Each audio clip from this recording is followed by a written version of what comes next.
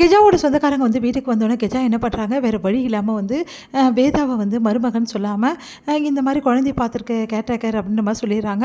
அதை கேட்டு வந்து அவங்களும் வந்து அப்படியா அப்படின்னு சொல்லிட்டு பார்த்துட்ருக்காங்க. இதை கேட்டு வேதா வருத்தப்படக்கூடாதுன்னு சொல்லிட்டு வேதா கிட்டே கெஞ்சி கேட்குறாங்க, சீக்கிரமாகவே நான் உண்மையை சொல்லிடுறேன், அவங்க வந்து உங்க ஏன் கல்யாணத்துக்கு சொல்லலைன்னு சொல்லிட்டு பிரச்சனை பண்ணுவாங்கம்மா, தப்பாக நினச்சிக்காத, நான் இப்படியா சொல்லிடுறேம்மா அப்படின்ற மாதிரி வந்து அவங்கக்கிட்ட கெஞ்சி கேட்குறாங்க. வேறு வழி இல்லாமல் வந்து வேதாவும் வந்து சம்மதிக்கிறாங்க. இந்த சூழ்நிலையில் இங்கே என்ன பண்ணுறாங்க, வந்து வேதா வந்து வேலைக்காரி தானே அப்படின்ற மாதிரி ரொம்ப மோசமாக பேசுகிறாங்க வந்தவங்க. அதை கேட்டு வேதாவும் மனசு வருத்தப்படுறாங்க. ரவி வந்து நீ பண்ணுறது கொஞ்சம் கூட சரியில்லை, உண்மையை சொல்லிவிடு மருமகன் சொல்லிவிடு அப்படின்னு ரவி வந்து அட்வைஸ் பண்ணுறாரு. எனக்கு தெரியும், நான் சொல்லுவேன், ஆனால் டைம் கொடுங்க அப்படின்னு சொல்லிட்டு கெஜா கேட்டுட்ருக்காங்க. இங்கே வந்து என்ன பண்ணுறாரு, நம்ம வந்து விக்ரம் வந்து வீட்டுக்கு வந்தோடனே விக்ரம் கிட்டேயே சொல்கிறாங்க, இந்த மாதிரி வந்து வேதா உன் பொண்டாட்டின்னு சொல்லாதரா, அப்புறமா பேசிக்கலாம் அப்படின்ற மாதிரி சொல்கிறாங்க. அதை கேட்டு விக்ரம் ஏமா இவ்வளோ பண்ணி வைக்கிற அப்படின்னோடனே, அப்போ நீ போய் சொல்லி பாடுறா அப்படின்றாங்க. இல்லை நான் சொல்லலை அப்படின்னு சொல்லிட்டு அவர் சொல்கிறாரு. கொஞ்சம் நாளைக்கு அமைதியாடுறா, நான் இப்படியா சொல்லிடுறேன்டா, அவங்க என்னடா கொஞ்சம் நான் உடனே கிளம்பிடுவாங்கடா அப்படின்னோடனே, இல்லை நாங்கள் இங்கே தங்கிறதுக்கு தான் வந்திருக்கோம், இவளுக்கு வேலை விஷயமா வந்திருக்கோம், இவளுக்கு வேலை இங்கே தான் கிடச்சிருக்கு, கொஞ்ச நாள் இங்கே தங்கிட்டு வீடு பார்க்குற வரைக்கும் அப்புறமா தான் போவோம் அப்படின்ற மாதிரி சொல்லிடுறாங்க. அதனால் என்ன பண்ணுறதுன்னு தெரியாமல் கெஜா வந்து தவிக்கிறாங்க. இந்த சூழ்நிலையில் வந்த ஹரிணி என்ன பண்ணுறாங்க, ரொம்ப வந்து விக்ரம் கிட்ட க்ளோஸாக மூவ் பண்ணுறாங்க. அவர்கிட்ட பேசுறது பழகிறது, அதுக்கப்புறம் அந்த மாதிரி வந்து ரொம்ப வந்து நெருக்கமாக இருக்காங்க. இதெல்லாம் பார்க்குற வேதா வந்து செமையாக டென்ஷன் ஆகிடுறாங்க. இல்லை அவள் சின்ன வயசுலேருந்து நல்லா பழகிட்டால, அதனால தான் நல்லா பழகிறா அப்படின்ற மாதிரிலாம் கெஜா சொல்லிகிட்ருக்காங்க. அடுத்து வந்து ஹரிணியும் வந்து படிப்பை முடிச்சுட்டு வேலையும் கிடச்சிடுச்சு, இப்போ ஹரிணிக்கு கல்யாணம் பண்ணுறதா இருக்கும்.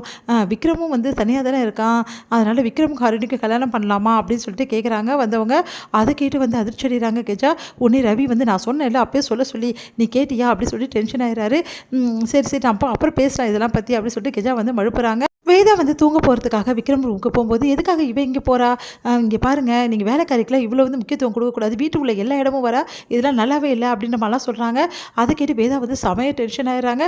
உடனே கெஜா வந்து என்ன பண்ணுறதுன்னு தெரியாமல் வேதாவா கொஞ்சம் அமைதியாக இருமா அப்படின்ற மாதிரி வந்து முகத்தில் வந்து எக்ஸ்பிரஷன் காட்டுறாங்க. வேதாவும் அமைதியாக அங்கேருந்து போயிடுறாங்க. அடுத்து வந்து வேதா வந்து கிளம்பிட்டு இருக்காங்க. அப்போ வந்து என்ன பண்ணுறாரு விக்ரம் வந்து அந்த ஃபைலில் எங்கே வச்ச, நான் எவ்வளோ நேரமாக கேட்டுட்ருக்கேன் அப்படின்ற மாதிரி வந்து பேசுகிறாரு. அதை கேட்டு வந்து நான் அங்கே தாங்க வச்சேன் அப்படின்னு சொல்லிட்டு வேதாவும் போகிறாங்க. இதை பார்க்கும்போது வந்து அந்த பாட்டிமா வந்து செமையாக டென்ஷன் ஆகிடுறாங்க.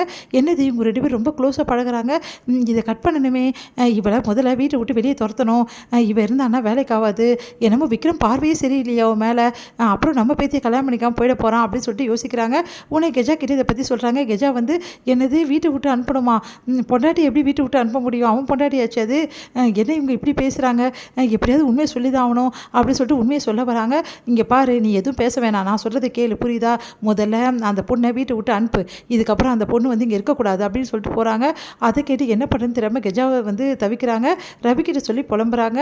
ஹரிணி என்ன பண்ணுறாங்க, வேதா முன்னாடியே வந்து விக்ரமோட கையை பிடிக்கிறாங்க.